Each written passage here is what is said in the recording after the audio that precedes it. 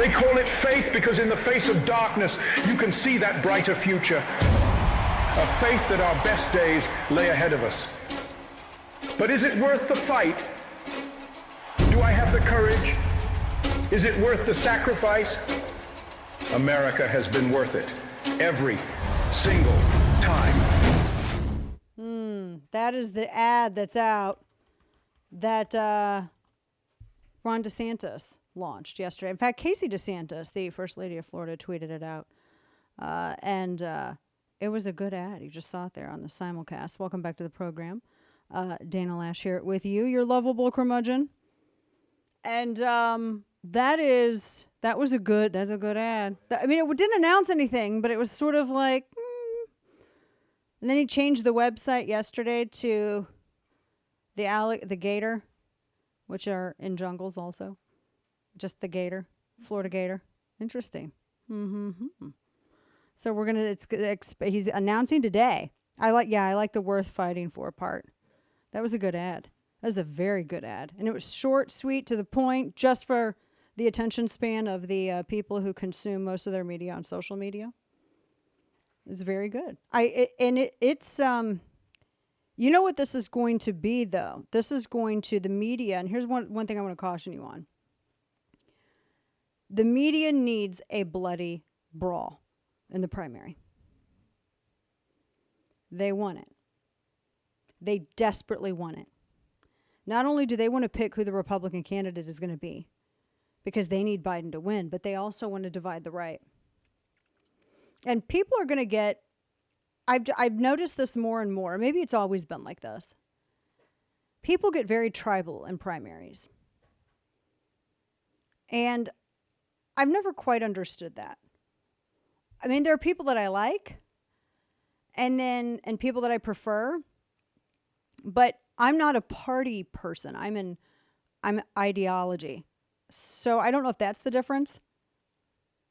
Because I don't view, like party loyalty above all else. I'm all about ideology and who best represents that. But I've already seen this. The media wants this so bad. And they're trying to tweak everybody.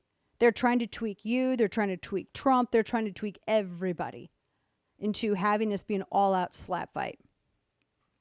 And they want it to be an ego measuring contest, too. And some people are prone to giving in on that. The stakes are higher now than ever in any other election. And I know that a lot of people like to say that every time that there's an election, a general election. But I want you to just very briefly take inventory of everything that's happened in the past 5 years. I mean, we saw how many people would easily give up rights during a lockdown. We saw what our children were being subjected to because we weren't paying attention. And if there was any silver lining to come out of the lockdown, it's that parents were forced to.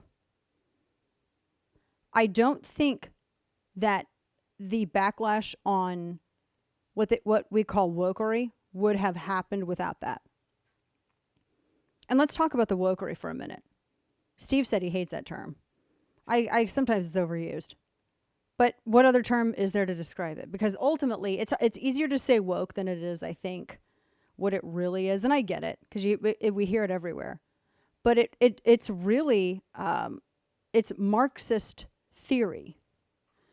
It is Marxist cultural theory that uses identity and physicality as the substitute for class and economy.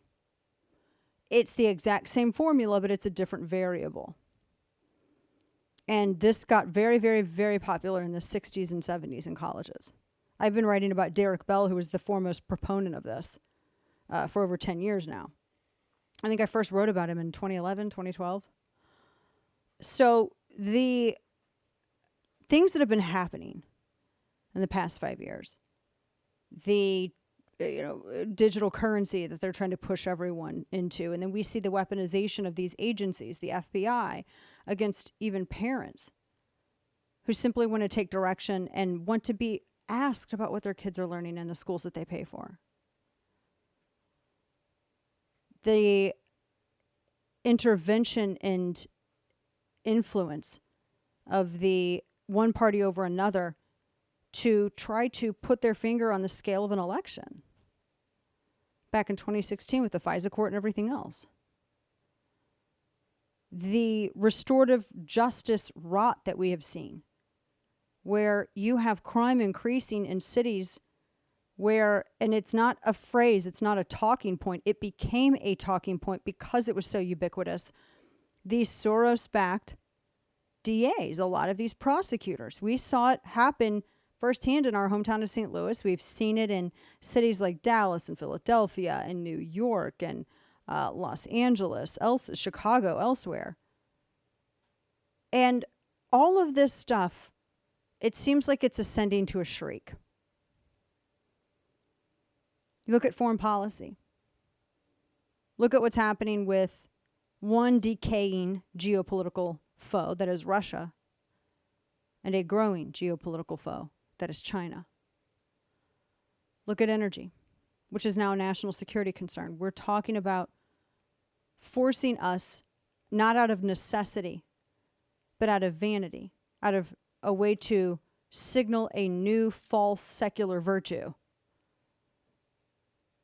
This fealty to the green agenda by making us subjected to and reliant upon China's monopoly of all of the materials that we would need to even bring the Green New Deal the Democrats want to fruition.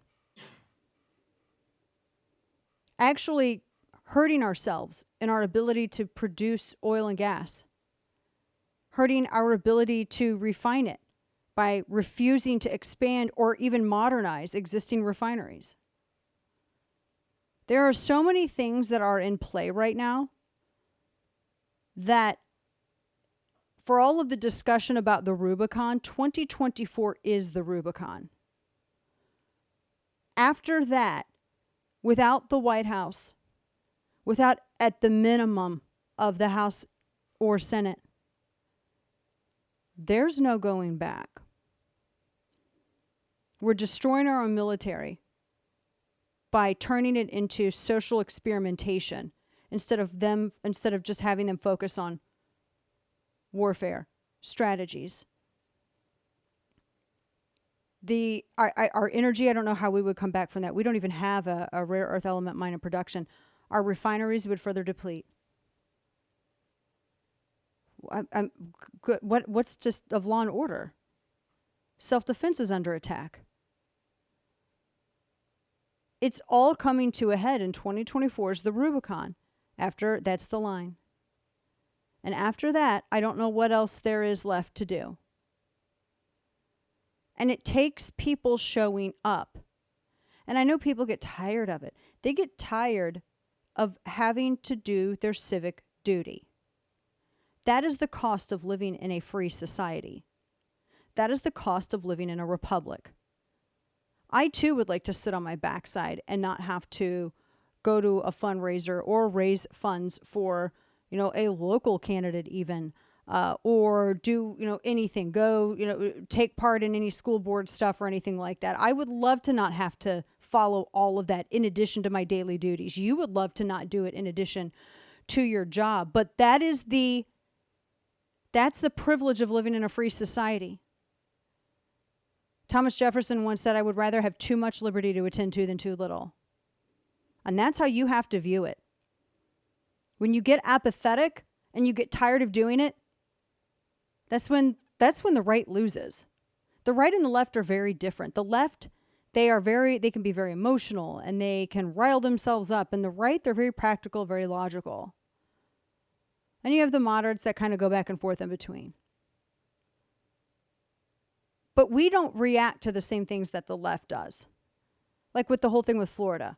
That's racist, NAACP issues a warning. Well, our voters, people who vote, black and white, all ethnicities, all, male and female, we don't react to things like that. We're like, wait a minute, what?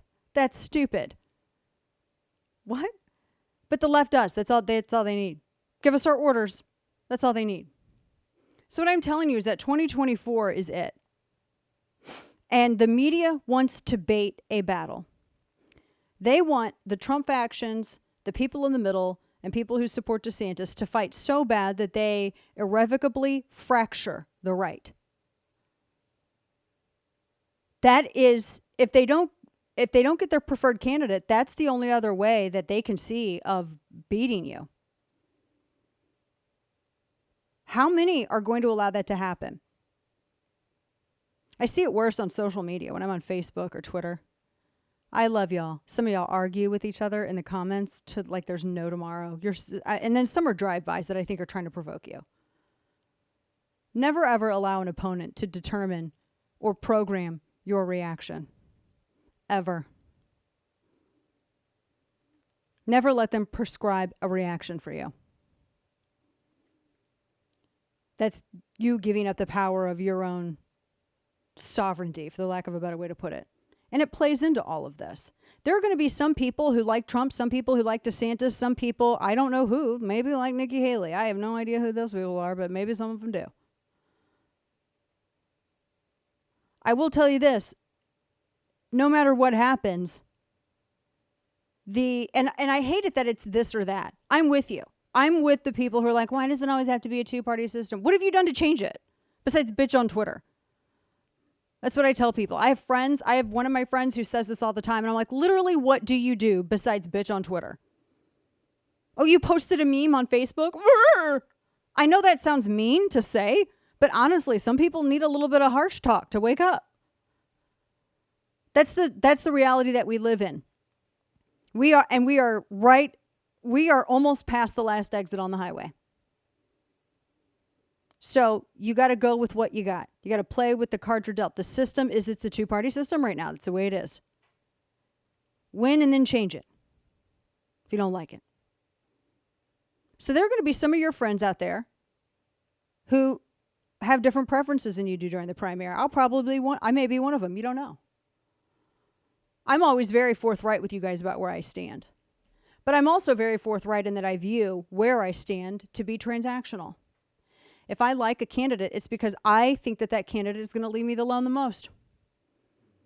That's really what I want.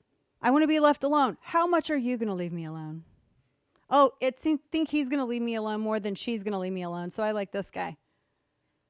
That's how I view this. Are you going to keep your hands off my tax dollars?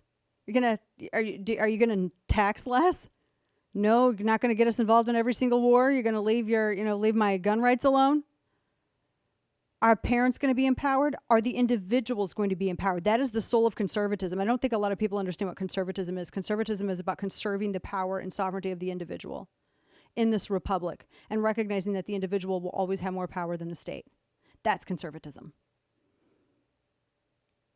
Is the politician of that mind? So I'm just warning you, because everything changes after tonight. It'll probably be one of the nastiest primaries that you've ever seen. Remember who you are, though. Remember why you do what you do. And remember that your allegiance isn't to a person or a party. Your allegiance is to that animating spirit of liberty. That is the uniter. That's the North Star. And that's what you should focus on.